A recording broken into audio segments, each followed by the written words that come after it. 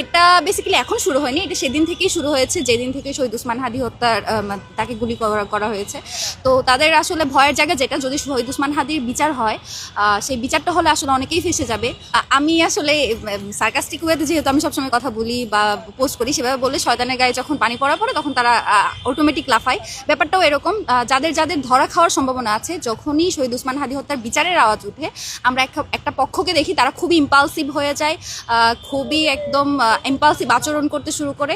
তো এই ইম্পালসটা তাদের আসলে লুকিয়ে রাখা দরকার, কারণ এই ইম্পালসের কারণে তাদের সংশ্লিষ্টতা থাকার সম্ভাবনা মানুষের সামনে প্রকাশ হয়ে যায়। এবং আমি আর কি বলবো, যদি কেউ এরকম মনে করে যে আমাকে কিংবা জাবের ভাইকে যদি কোনোভাবে ফাঁসিয়ে বা ইনকিলাব মঞ্চকে যদি কোনোভাবে চুপ করিয়ে দিয়ে যদি তারা ভাবে যে শহীদ ওসমান হাদির হত্যার বিচারটা ধামাচাপা দেওয়া যাবে, তাদের আসলে সেই আশার গুড়ে বালি। কারণ বাংলাদেশের ৮ লক্ষ মানুষ একটা মানুষের জানাজায় শহীদ সামিল হয়েছে, এবং তারা বারবার পুরো বাংলাদেশ থেকে মানুষ এসে সেই মানুষের কবর জিয়ারত করছে, সারা বাংলাদেশ থেকে মানুষের বিচার দাবি করছে। সেখানে জুমা বা জাবেরকে যদি কেউ দমিয়ে ফেলতে পারে, তাহলে আসলে বিচার দমিয়ে ফেলা যাবে। এটা খুবই ভুল আইডিয়া।